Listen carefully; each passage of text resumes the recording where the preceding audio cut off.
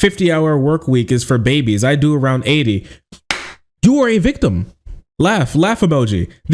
Listen, what are you laughing at? Huh? What are you laughing at? His increased mortality risk? I got any people with jobs here in chat? I got any people who go to work in chat? Most of the country works, all right? And the fair few who don't, if you go online, sometimes you can tell. Anyways, with that being said, work, labor, capitalism is something are things that are mainstays of topics on this channel for good reason, because they're incredibly important. One thing that I haven't touched on too much is necessarily the work environment of the average worker here in America at the moment. We've been talking about this recently, about how Gen Z isn't like other groups of people throughout history at the moment, at least the ones that are living today. And the older generations are having to deal with the new sort of ideas, that Gen Z are bringing to the workplace, and what that means and how they're questioning the system that they're brought under and with, all right? Even more than millennials in a lot of ways, which I think is a fantastic thing. Recently, I stumbled across a video that I thought was incredibly interesting, and the discourse surrounding it was even more interesting, and I needed to talk about it. Because this is a sentiment that I see a lot, and it's something that I think we really need to touch on, because it is hurting us, in some instances killing us, but it's not handled with the sort of sincerity that I think it needs, and we're too often going to dismiss people with genuine problems and critiques with the system that they're brought under. And I think that's a terrible thing to move the country forward, because us as young people, right, people of my age and whatnot, right, it is important for us to be involved with this type of stuff and to have our voices known. And I'm not going to let this girl who talked about this, who poured her heart out on this, be left alone here. So let's talk about this real quick. I stumbled across this tweet, and a lot of people did as well. This one specifically, but there are lots of tweets like this that we've seen throughout time, and lots of people who say this. This is not an uncommon belief. This is a TikTok about a girl talking about what it means to have a 9-to-5 job and how it's crushing her life. The caption of this is, OMG, poor baby got her first job, like she has to commute, like she has to cook, like she has no time to work out, like she's working in person, not remote, like she has to work 9 to 5. Just completely clowning on this girl for, I think, is a great critique. But before we go any further, let's hear her side of the story. Take it away. I know I'm probably just being so dramatic and annoying, but this is my first job, like my first 9-to-5 job after college, and I'm in person and I'm commuting in the city, and it takes me fucking forever to get there. There's no way I'm gonna be able to afford living in the city right now, so that's off the table. Like, fucking duh, if I was able to walk to work and it'd be fine, but I'm not. So it literally takes me, like, I leave here, like, I get on the train at 7:30 and I don't get home till like 6:15 earliest, and then like I don't have time to do anything. I want to shower, eat my dinner, and go to sleep. I don't have time or energy to cook my dinner either. Like, I don't have energy to work out. Like, that's out the window. Like, I'm so upset. Oh my God. Nothing to do with my job at all, but just like the 9-to-5 schedule in general is crazy. Being in the office 9 to 5, like if it was remote, you get off at 5 and you're home and everything's fine. But like, I'm not home. It takes me long to get home, and like people that drive to the office, like you don't get off at 5. And I know it could be worse. I know I could be working longer, but like I literally get off, it's pitch black. Like I don't have energy. How do you have friends? Like how do you have time to like meet like a guy? I don't know. Like how do you have time for like dating? Like I don't have time for anything, and I'm like so stressed out, and I'm also getting my period, so that's why I'm all emotional. But like, am I so dramatic? It's fine. Okay. All right, here. Yeah, can I get a little 1 in chat if you agree, or if this is like relatable to you? Because I felt this before. I'll have you know, before I started streaming, for some people who knew what I was doing, but for some people who don't, before I started streaming, I worked at McDonald's. I was a McDonald's worker. I worked there for about 2 years. I worked until about, 5. And that meant that I got off at a time where things were getting dark the sun was going down, especially in the winter time, in the swing of winter, your day is gone. You spend all day working and your day is simply gone. You don't have a day. And obviously a lot of those times things are already closing. And if you even are lucky to live close enough to your job that you don't have to drive an hour, like even the better part of an hour to get back home, it's even hard to get stuff done there. And so, yeah, I get it. It was even a bit heartbreaking I live like 8 minutes from my work. So I was easily able to get back home and start to do some other stuff. But a lot of people don't have that idea. A lot of people don't get that. And they're making fun of them like, oh, you have to commute. She's not complaining about having to commute. She's complaining about not having a life. These are real problems that people are dealing with. Work takes up your entire day. It takes up your whole life. That's it. That's all you do is you go to work and then you go to bed. And people don't like that.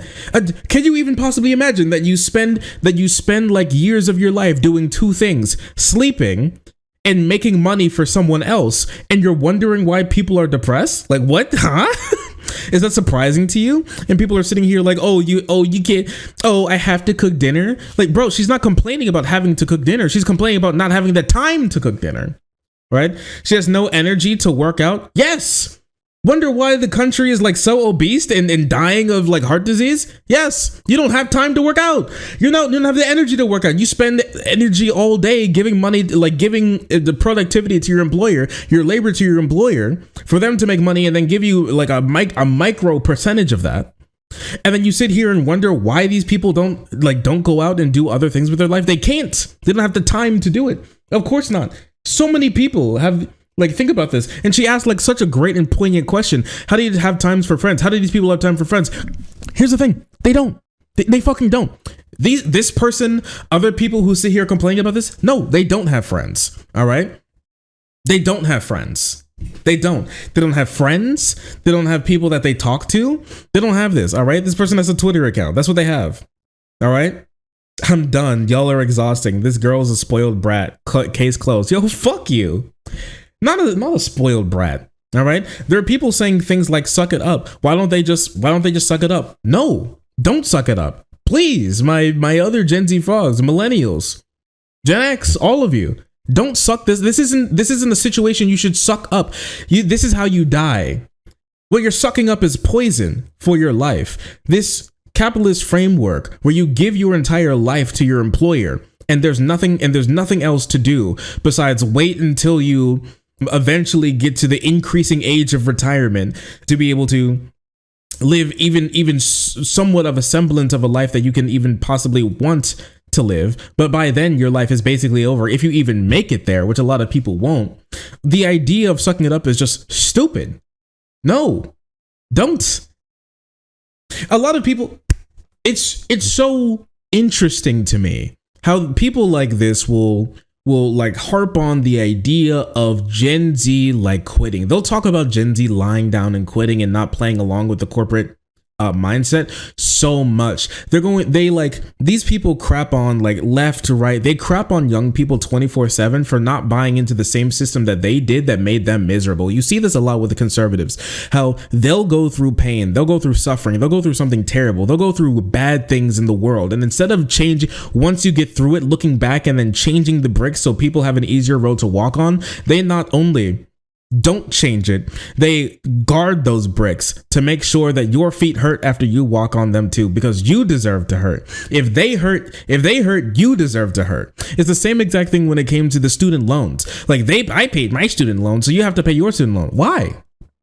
I think not only should other people not have to pay their student loans, I believe that you should be reimbursed for the student loans that you paid because it set you so far back in life. All right? A lot of the times. That's not. It is a broken system. We are walking on broken glass, and you're telling me I'm a baby for wanting to stop walking. All right, you're a baby for wanting me to get a broom and clean the floor. That's what you're telling me. You're telling me that you've given up. You're telling me that we've given up. We've not. Listen, no. They'll try to make up things. These people will like bootlick bigwigs talking about how Gen Z has given up and how Gen Z has been quiet quitting. Okay. I didn't quit.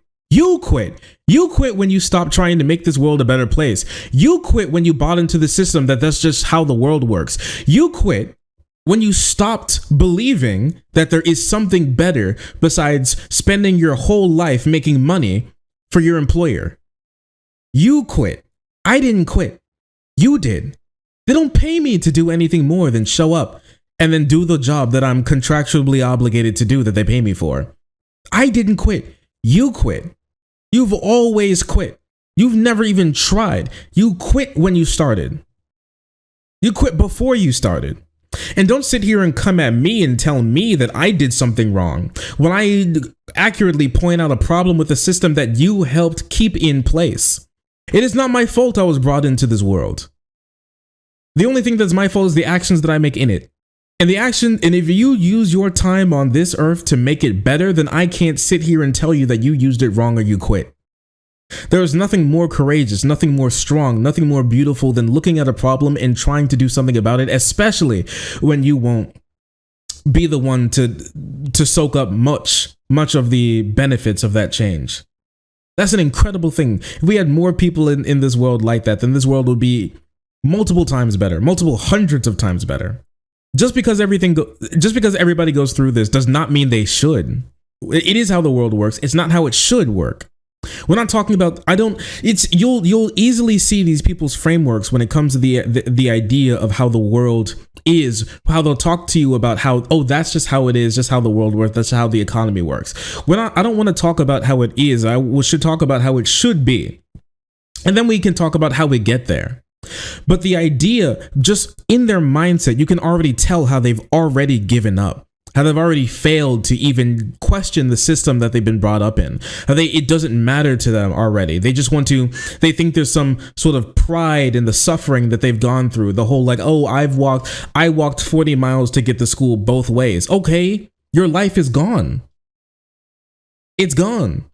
I mean, good for you for buying into the idea that you wasting and toiling your life away for almost nothing means that you're some sort of admirable person. You're not admirable. You're a victim. That's all you are. And that's not having a victim complex. That's just reality. And then these people have the audacity to try to call themselves middle class. Boy, you're not middle class. I don't think almost anybody in this chat right now is middle class. Very few people are middle class, if we're going to be honest with ourselves. People love to have the idea that they're middle class because it feels less bad to think of yourself as a lower class than you actually are. But it leads to a lot of problems with people thinking that they can afford more and do more and live a middle class lifestyle when they very much can't. Most jobs in America don't pay middle class wages. You're not middle class. And you very much know if you actually are middle class. Middle class people take vacations every year. Middle class people don't have to specifically work all the time every single week to be able to keep up with their bills. Middle class people live in larger houses. Middle class people have paid off houses. Middle class people aren't working class. You're not middle class, you're working class. And in many cases, you're the working poor, which is a massive thing with people who are still working 40 hours a week and still not having enough to pay to be in the city that they work in. How cities are being bled dry of the workers who actually make the city run. I think that's a crime against humanity. Here in the United States, we have some of the worst poverty in all of the developed world. In some places in the deep south, we have Ebola rolling around. All right, we have E. coli rolling around. We have so much excess mortality in this country that we don't even sit and think about how terrible it actually is, how bloodlines are being wiped out simply because we live in a system where we just accept how that's how the world works. They just die. That's how the world works. Well, if it is, then I don't want to live in a world that does that. And I want to change that world. I want to change that world. You are working class, more likely than not. You have to work for your bills. You work for paycheck to paycheck. You probably can't afford $1,000 problem. You're forced to drive to work every single day, but can't afford to put new tires on that car. If one pops, you're fucked. We have lives taken from us, and then we're still not able to afford those lives that are foisted upon us. You know, that one Onion article always comes back to mind. The price of living has started to outweigh the benefit. Sorry, the cost of living has started to outweigh the benefits. And to many people, yes, it has. And this girl is reaching something incredibly poignant that many working class people still have yet to be able to wrap their heads around, unfortunately, due to the massive work that bourgeois and the owner class has foisted upon people to make them think that this situation is just something that they should just live on. And not only that there's some admirable thing to working your life away for somebody else to make more money off of the life that you're not allowed to live because you always have to come back to work for them. Right? It makes sense. It makes sense that this whole massive car culture that we have, making us drive to work every single day, and people like Elon Musk trying to tell you that working from home is morally wrong.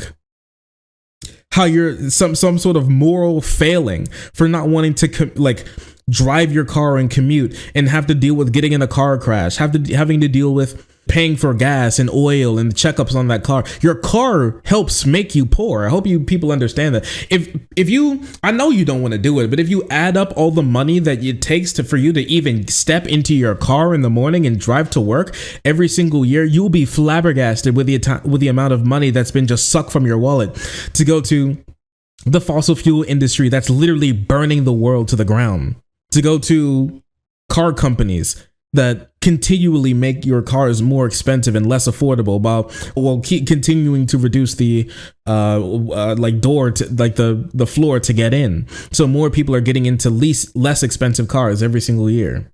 Yo, it's expensive being poor. And I think that's the thing that people don't wrap their heads around. And Elon Musk has never gotten, because he's never been poor in his entire life and never will be, unfortunately.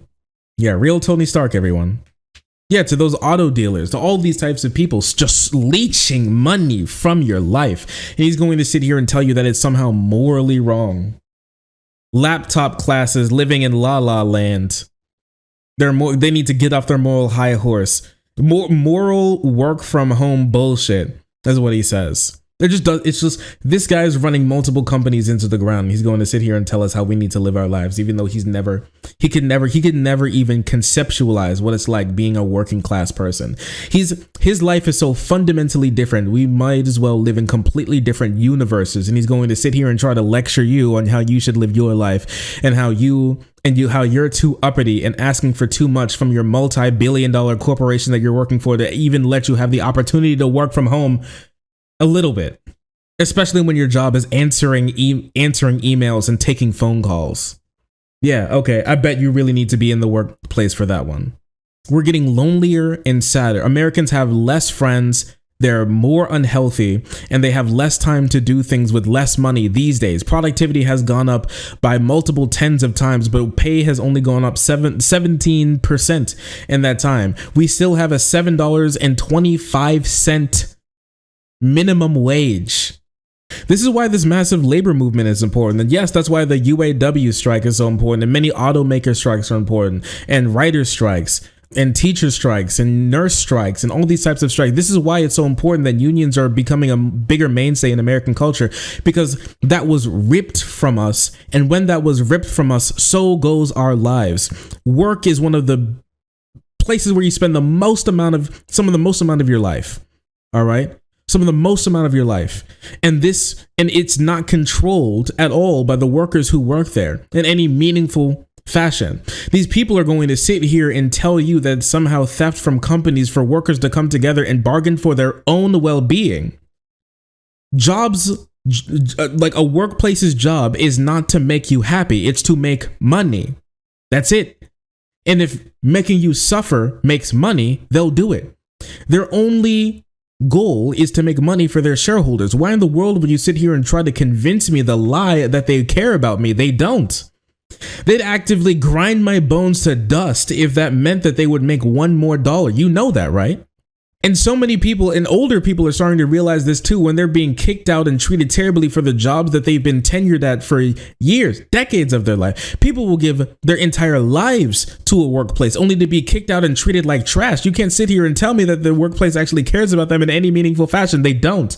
They never have. They never did. You'll see this a lot. And it's heartbreaking. They don't care about you. People will come up with all sorts of wild reasons for why there's so much sadness in the world, why people have no friends, why people aren't going out, why these things are happening, why people don't have the ability to live the lives that live the American dream. They don't have any dreams anymore. They can barely have enough time for sleep.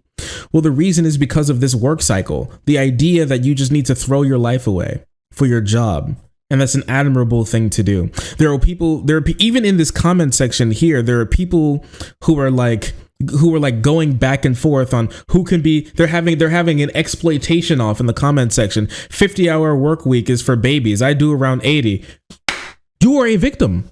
Laugh emoji. Listen, what are you laughing at? Huh?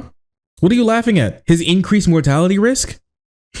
How many hours is too many? Most employers consider 35 hours a week to be full-time, but working 40 hours or more a week could hurt employees' physical and mental health. According to a study performed by the Australian National University, a healthy limit on work is 39 hours a week. 39 hours a week.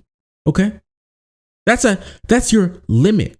A 40-hour work week has been scientifically proven to be beyond beyond a human's actual healthy limit for labor.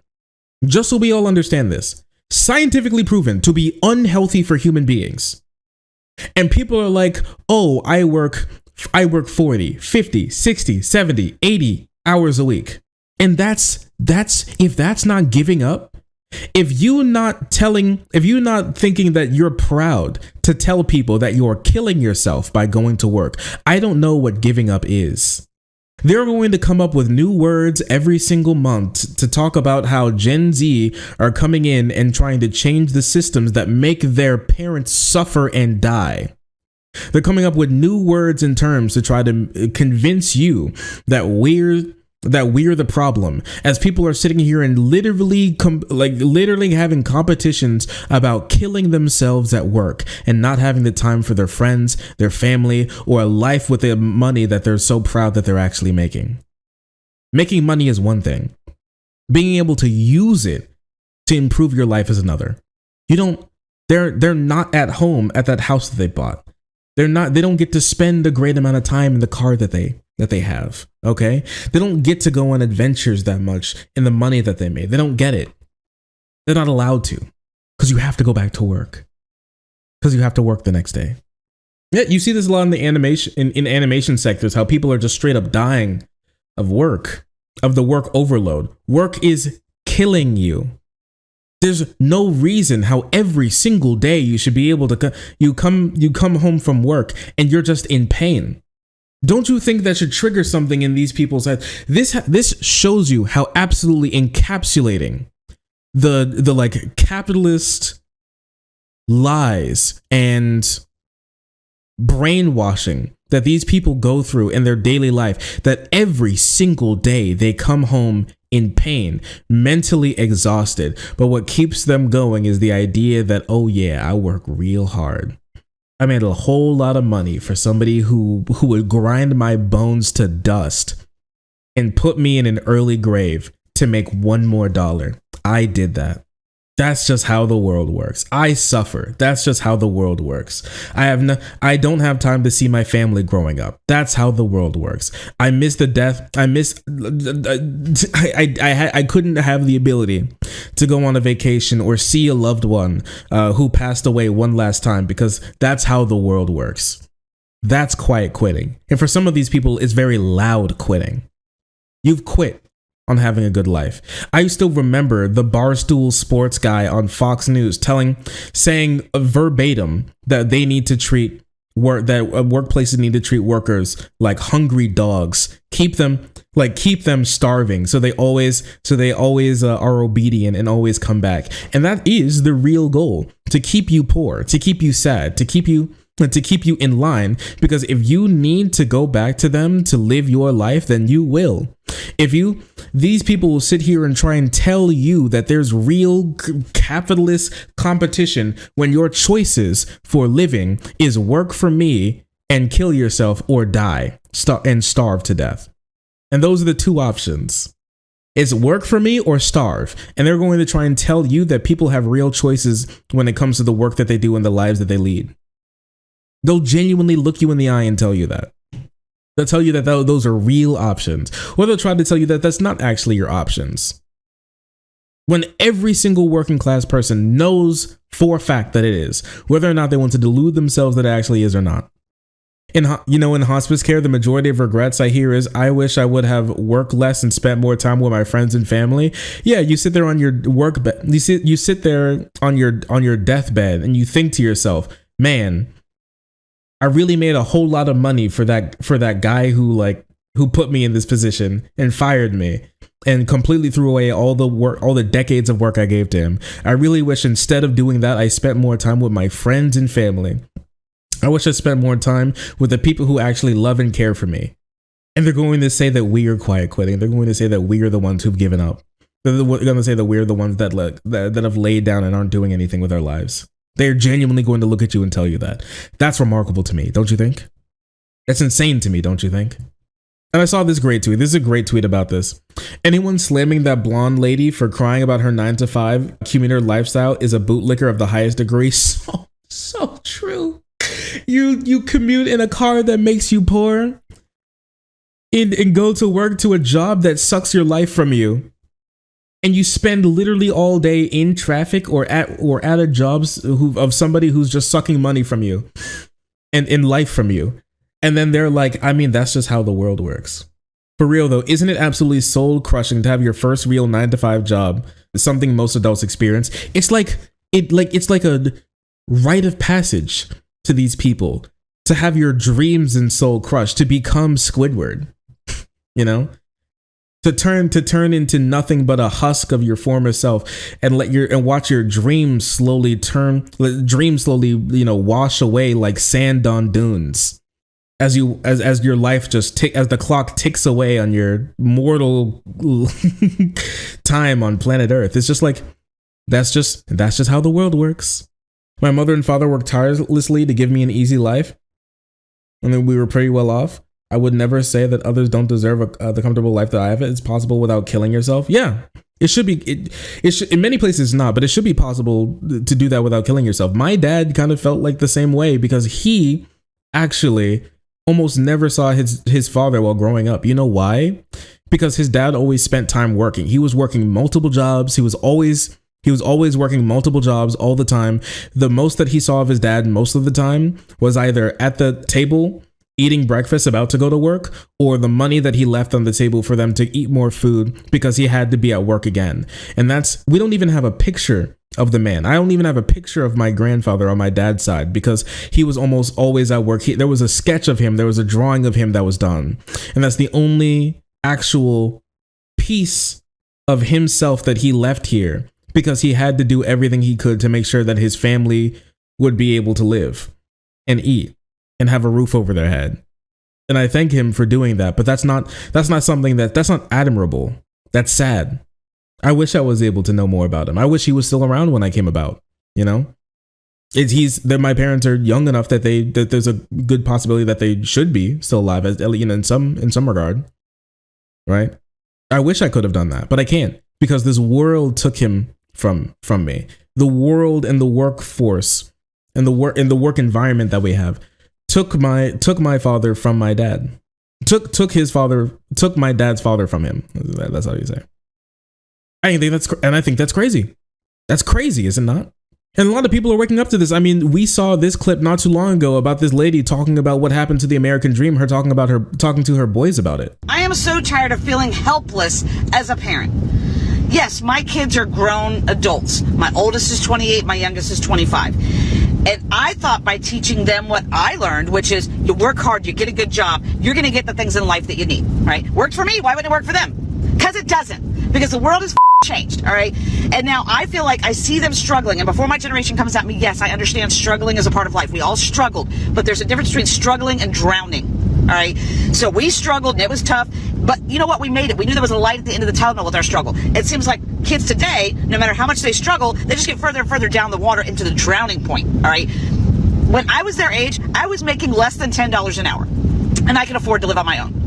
Now you have to be making 6-figure salary to get a decent, tiny little place to live.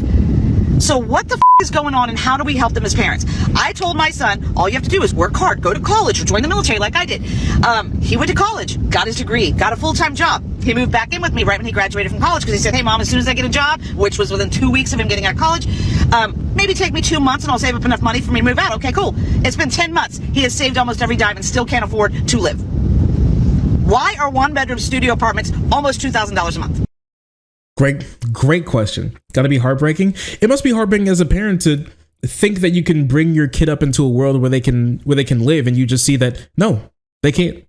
They just can't live. It's a world in which it's built to crush them and turn them into nothing but dollar signs. And they're looking at that and they're seeing this and they're like, there's something wrong here. There's something wrong here. To how so many generations were force-fed the idea that the more you suffer, the better of a person you are. To be a martyr for the idea of hard work.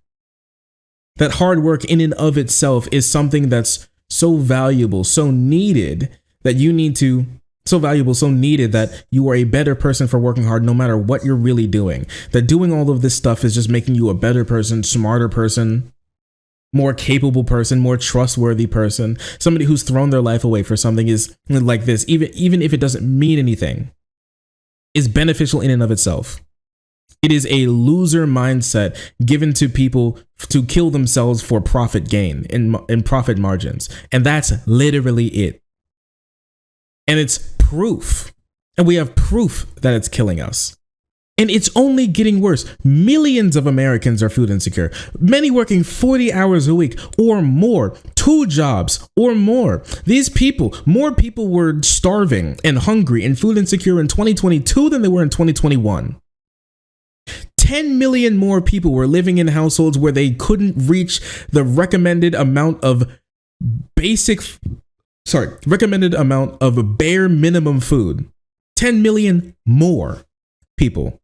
Up to now, almost 50 million human beings in this country who are living food insecure, many of them are working jobs, 40 hours a week or more, or 40 hours a week in total, right?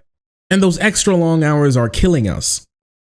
And there's so much pushback, even within those working class people, of the idea of making their lives better. There's so many people who like the actual goal of the progressive movement is to force these people to have better lives. It's wild to think about that we push to force people to have better lives, especially when it comes to conservatives who are kicking and screaming and angry and upset all of the time when our goal is just to make them have better lives. We're like, you should be paid more to work less and have a better quality of life and be able to take more vacations and spend more time with your family. And they're like, and they'll go berserk on you.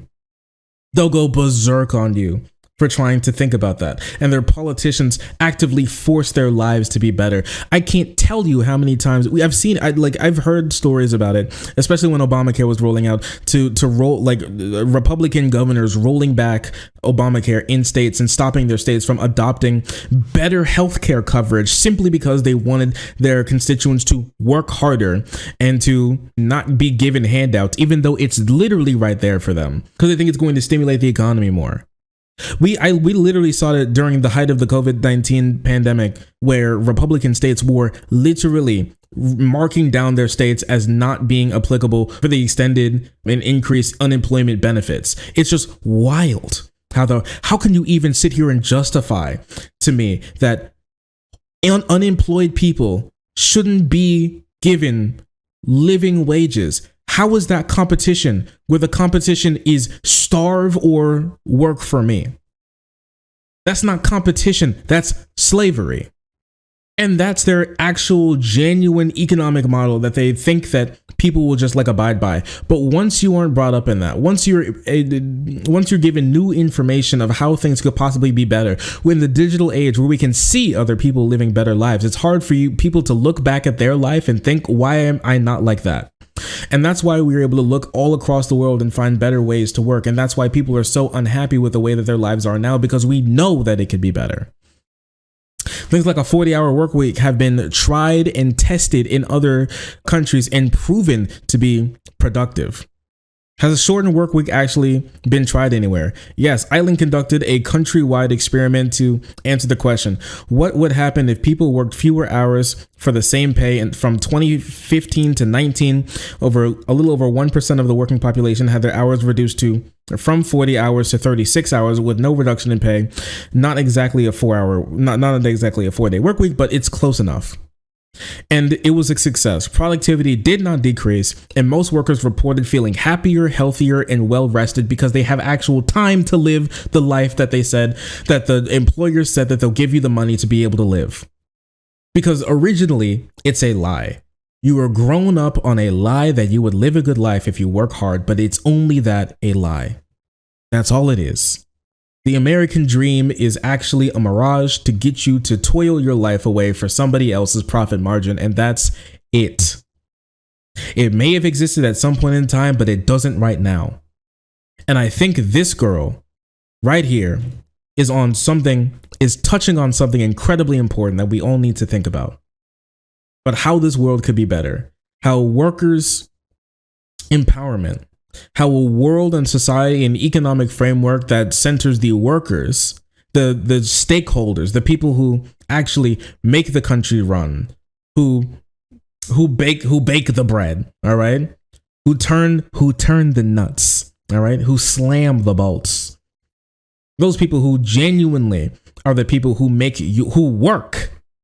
How those people are prioritized over the people who reap would actually be better for everyone. Having a human-centric society, not a money-centric one.